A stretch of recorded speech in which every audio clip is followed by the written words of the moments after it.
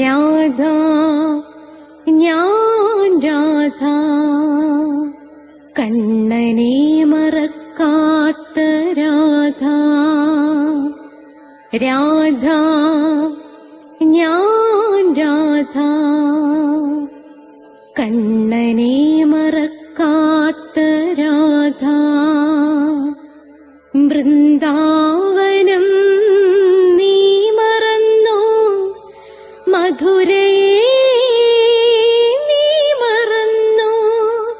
വൃന്ദാവനം നീ മറന്നോ, മധുരയെ നീ മറന്നോ. രാധയെ നീ മറന്നോ, കണ്ണാ പൈക്കളെ നീ മറന്നോ. രാധയെ നീ മറന്നോ, കണ്ണാ പൈക്കളെ നീ മറന്നോ. രാധ രാധ രാധ രാധ, മറന്നിട്ടും മറക്കാത്ത രാധ, മറന്നിട്ടും മറക്കാത്ത രാധ. രാധേ രാധേ രാധേ രാധേ, മറന്നിട്ടും മറക്കാത്ത രാധ, മറന്നിട്ടും മറക്കാത്ത രാധ.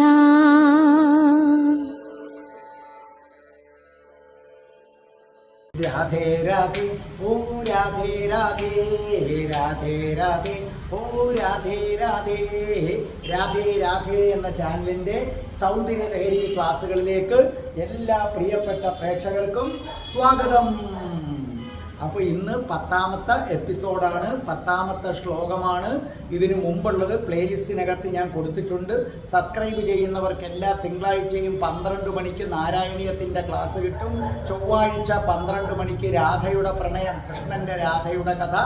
ബുധനാഴ്ച അധികം താമസിയാതെ ഭജഗോവിന്ദത്തിൻ്റെ ക്ലാസ് തുടങ്ങും. വ്യാഴാഴ്ചയാണ് അഷ്ടപതിയുടെ ക്ലാസ്. വെള്ളിയാഴ്ചയാണ് സൗന്ദര്യലഹരിയുടെ ക്ലാസ്. അതുകൂടാതെ ഇംഗ്ലീഷ് സംസാരിക്കാൻ ആഗ്രഹിക്കുന്നവർക്ക് വേണ്ടി സ്പോക്കൺ ഇംഗ്ലീഷിൻ്റെ ക്ലാസ് കൊടുത്തിട്ടുണ്ട്. നിങ്ങളത് കേൾക്കുക. എൻ്റെ അടുത്ത് ചേർന്ന് പഠിക്കണമെന്നുള്ളവർ കൊല്ലത്താണ് എൻ്റെ താമസം.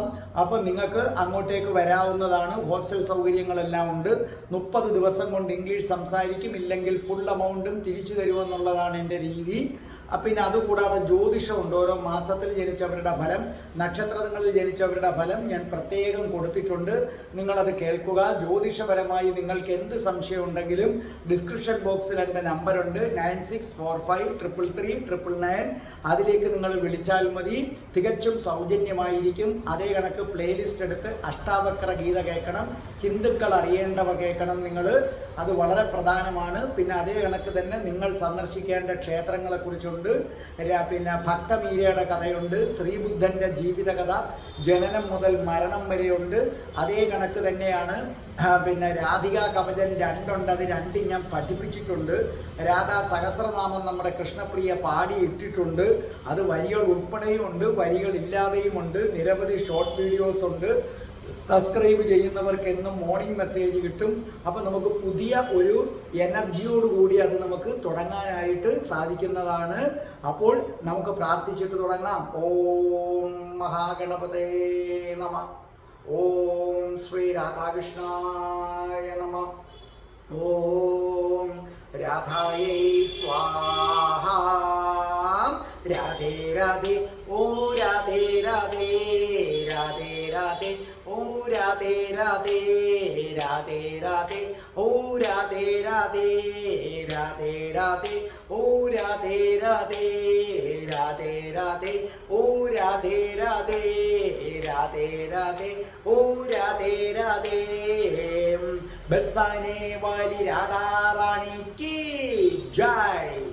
എൻ്റെ മാതാവ് രാധാറാണിക്ക് ജയ്. എനിക്ക് സർവൈശ്വര്യങ്ങളും വാരിക്കോരിത്തരുന്ന എൻ്റെ പൊന്ന് രാധാറാണിയമ്മക്ക് ജയ്. എനിക്ക് രോഗങ്ങൾ വരാതെ കാത്തുരക്ഷിക്കുന്ന രാധാറാണിയമ്മക്ക് ജയ്. എന്നെ സർവ പാപങ്ങളിൽ നിന്നും മോചിപ്പിക്കുന്ന രാധാറാണിയമ്മക്ക് ജയ്.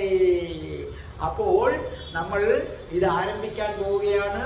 ഇന്ന് നമുക്ക് സൗന്ദര്യലഹരി പാടി തന്നിട്ടുള്ളത് മറ്റാരുമല്ല, നിങ്ങളുടെ പ്രിയങ്കരിയായി മാറിയ കൃഷ്ണപ്രിയയാണ്.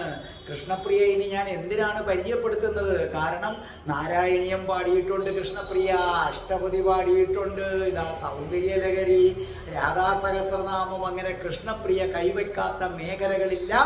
രാധേ രാധേ ചാനലിന് അങ്ങേയറ്റം പ്രിയപ്പെട്ട, രാധേ രാധേ ചാനലിന്റെ പ്രേക്ഷകർക്ക് അങ്ങേയറ്റം പ്രിയപ്പെട്ട സാക്ഷാൽ കൃഷ്ണപ്രിയ. കൃഷ്ണപ്രിയ ഇതാ അത് അതിമനോഹരമായി ആലപിക്കുകയാണ്. നിങ്ങൾ കേട്ടുകൊള്ളൂ.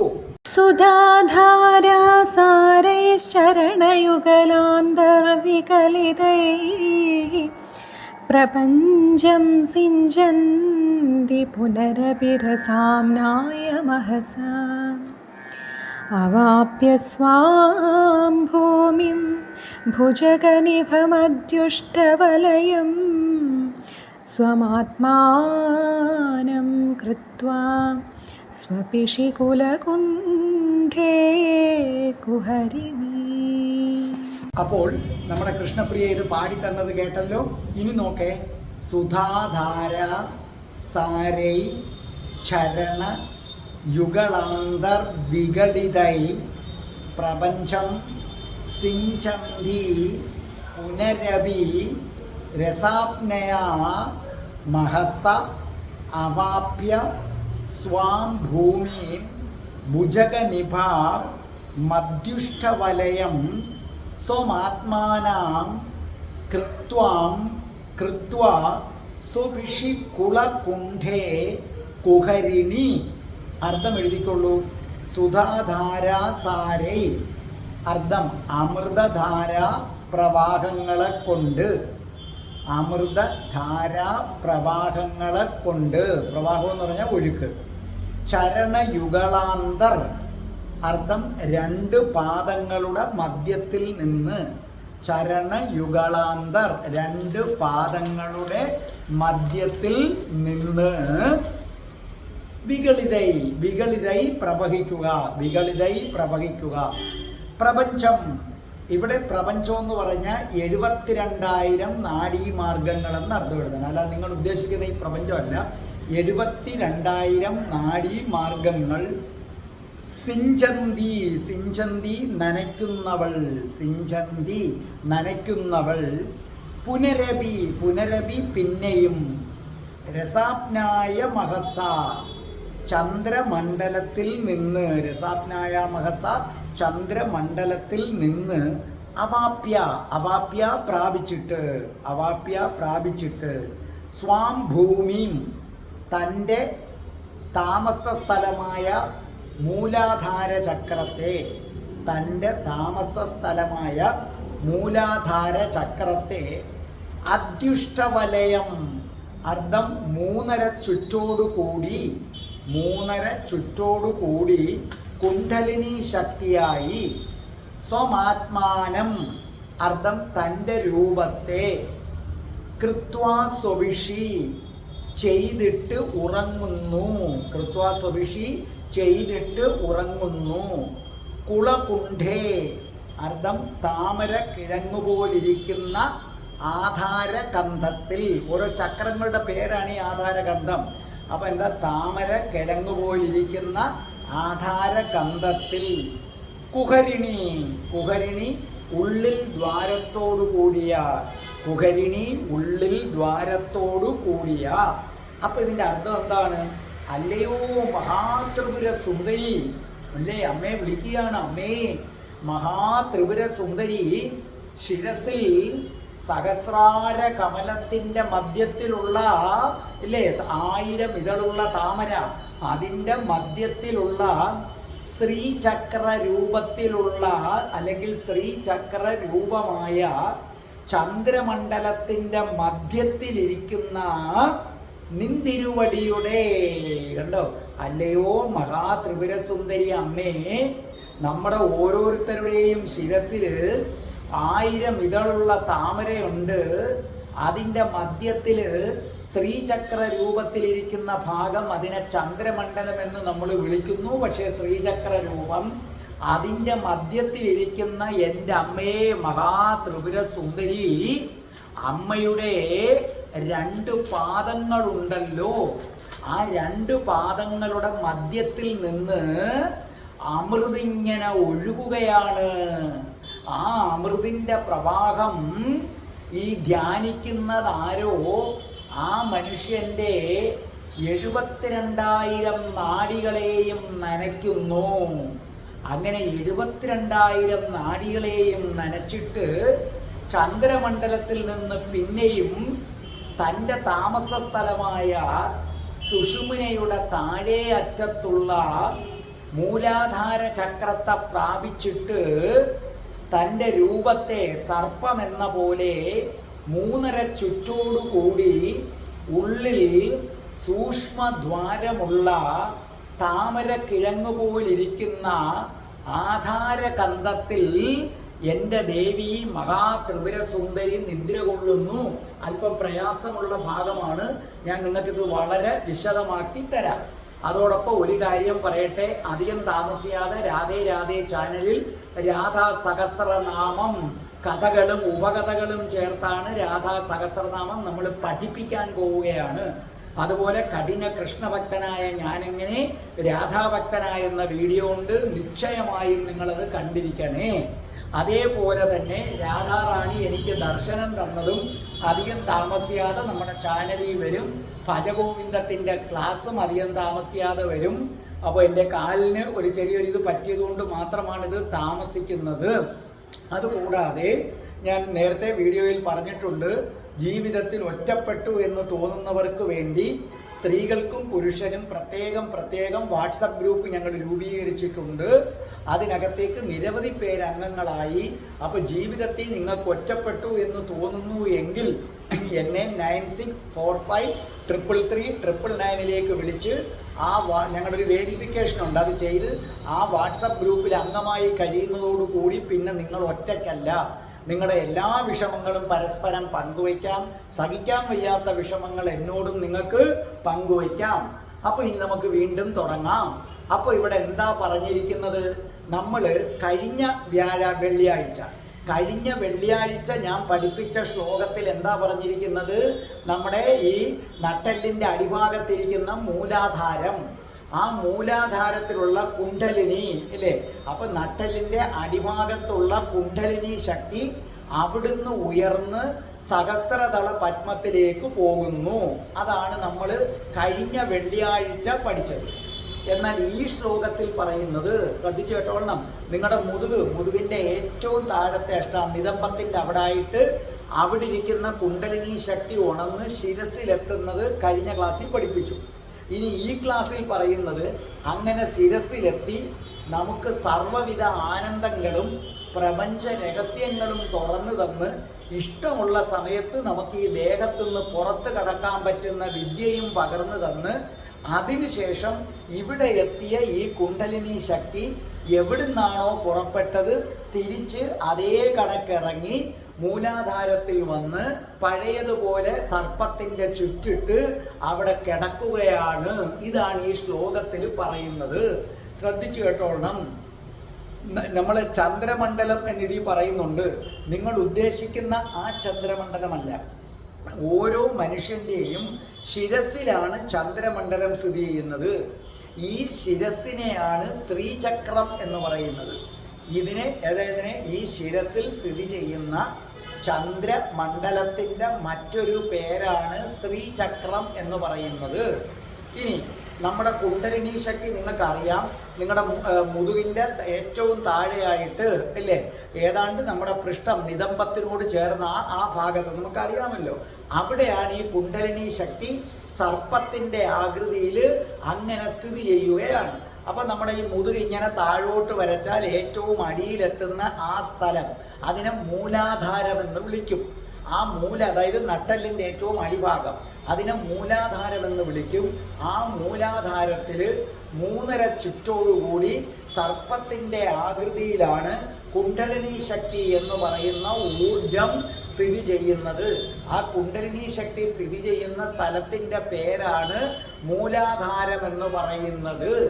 ഈ കുണ്ടലിനി ശക്തിയെ സംബന്ധിച്ചിടത്തോളം ഇത് താമര നൂലിനെ പോലെ കനം കുറഞ്ഞതാണ്, മെലിഞ്ഞതാണ്.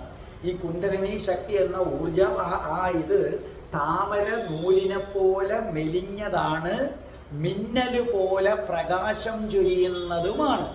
അപ്പൊ കുണ്ടലിനി ശക്തി എന്ന ഊർജം താമര നൂലുപോലെ മെലിഞ്ഞതാണ്, അതേ കണക്ക് തന്നെ മിന്നല് പോലെ പ്രകാശം ചൊരിയുന്നതുമാണ്.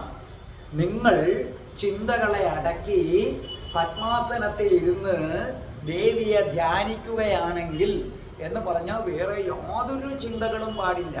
അങ്ങനെ മണിക്കൂറുകളോളം ധ്യാനിക്കണം, അല്ലാതെ 10 മിനിറ്റ് 15 മിനിറ്റ് അരമണിക്കൂറൊന്നും അല്ല. അങ്ങനെ പത്മാസനത്തിൽ അങ്ങനെ ഇരുന്ന് മഹാത്രിപുരസുന്ദരിയുടെ രൂപത്തെ നിങ്ങളങ്ങോട്ട് ധ്യാനിക്കും.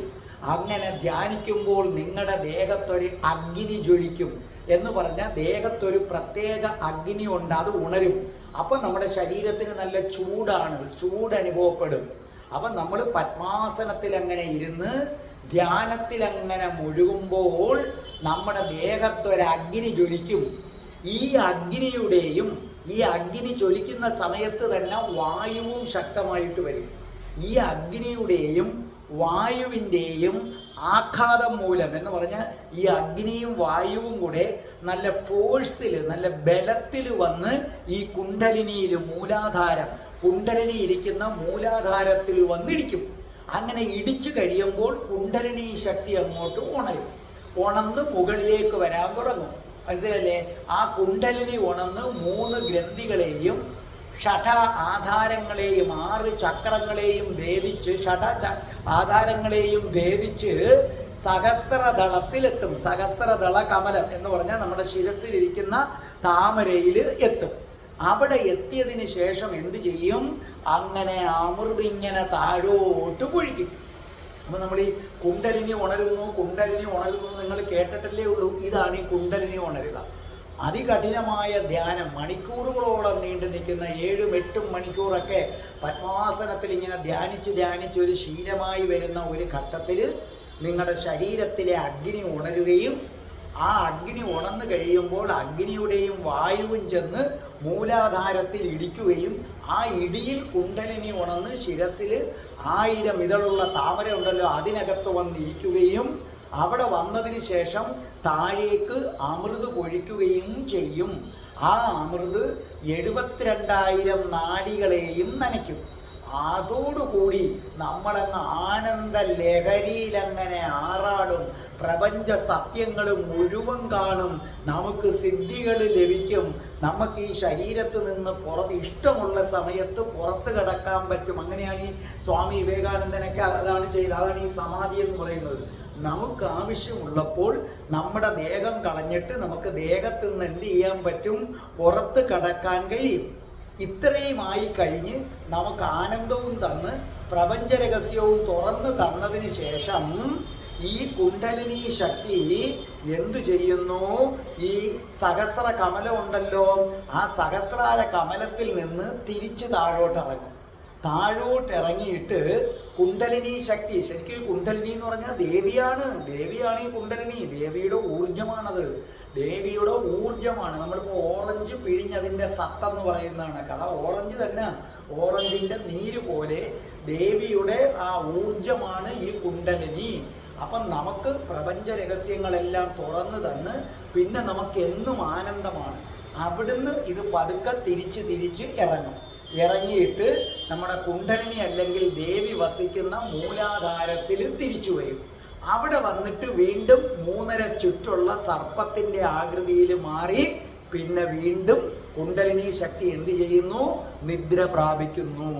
പിന്നെ അങ്ങനെ ആ സിദ്ധി നേടിയ കുണ്ടലിനി ഉണർന്ന പുരുഷനും സ്ത്രീക്കും ആർക്കായാലും അവർക്ക് പിന്നെ ആനന്ദം, അവർക്കിഷ്ടമുള്ള സമയത്ത് ദേഹം ഉപേക്ഷിച്ച് പോകാം. പ്രപഞ്ച രഹസ്യങ്ങളെല്ലാം അവർക്ക് തെളിഞ്ഞു കിട്ടും. പിന്നെ അവർ കഴിയുന്നത്ര നിശബ്ദരും ആയിരിക്കും. അങ്ങനെ നിശബ്ദതയിൽ ഒതുങ്ങിക്കൂടാൻ അവർ ആഗ്രഹിക്കുന്നു. അതോടൊപ്പം തന്നെ ശിവഭഗവാൻ ഇവിടെ ഒരു മന്ത്രം പറഞ്ഞു തന്നിട്ടുണ്ട്. ആ മന്ത്രം 6 ദിവസം 1000 ഉരു, ഒരു ദിവസം 1000 ഉരു വെച്ച് ജപിക്കണം. അങ്ങനെ ഒരു ദിവസം 1000 ഉരു വെച്ച് 6 ദിവസം നിങ്ങൾ ജപിച്ചാൽ സ്ത്രീകൾക്ക് ആർത്തവ സംബന്ധമായ രോഗങ്ങളും മാറും, മാറിടത്തിൻ്റെ സൗന്ദര്യം വർദ്ധിക്കും, വശ്യതയും കിട്ടും. ആ മന്ത്രം ഇതാണ്. നിങ്ങൾ എല്ലാ ദിവസവും അത് ജപിക്കണം സ്ത്രീകൾ. ഹ്രീം ക്ലീം ഹ്രീം ക്ലീം. ഇത് പുരുഷൻ ജപിക്കരുത്, സ്ത്രീയാണ്. എന്താണ് ഹ്രീം ക്ലീം ഹ്രീം ക്ലീം? ഹ്രീം എന്ന് പറയുമ്പോൾ ഹരിയുടെ ഹായിട്ടുള്ള ചുരുപ്പാണ്. ഹ്രീം ക്ലീം ഹ്രീം ക്ലീം. ഇങ്ങനെ ഈ മന്ത്രം ഒരു ദിവസം 1000 തവണ, അങ്ങനെ 6 ദിവസം നിങ്ങൾ ചൊല്ലിക്കഴിഞ്ഞാൽ ആർത്തവ സംബന്ധമായ രോഗങ്ങൾ മാറും, മാറിടത്തിൻ്റെ സൗന്ദര്യം വർദ്ധിക്കും, നിങ്ങൾക്ക് വശ്യതയും ഉണ്ടാകും. അപ്പോൾ നിങ്ങൾക്ക് എല്ലാ ഐശ്വര്യവും ഉണ്ടാകട്ടെ. കുണ്ഡലിനിയെ കുറിച്ചുള്ള നിങ്ങളുടെ സംശയം തീർന്നു വരുന്നു എന്ന് എനിക്ക് തോന്നുന്നു. ഇത് വളരെ പ്രയാസമുള്ള ഒരു അധ്യായമാണ്. എന്നാൽ ആവുന്ന വിധത്തിൽ ഞാൻ ലളിതമായി പറഞ്ഞിട്ടുണ്ട്. സൗന്ദര്യ ലഹരിയുടെ ബാക്കി അടുത്ത ശ്ലോകം നമുക്ക് അടുത്ത വെള്ളിയാഴ്ച. രാധേ രാധേ ഓ രാധേ രാധേ രാധേ രാധേ ഓ രാധേ രാധേ രാധേ രാധേ ഓ രാധേ രാധേ രാധേ രാധേ ഓ രാധേ രാധേ രാധേ രാധേ ഓ രാധേ രാധേ രാധേ രാധേ ഓ രാധേ രാധേ. ഓം ശ്രീം ഹ്രീം ക്ലീം ഐം രം രാസേശ്വരി രാധികായേ സ്വാഹാം.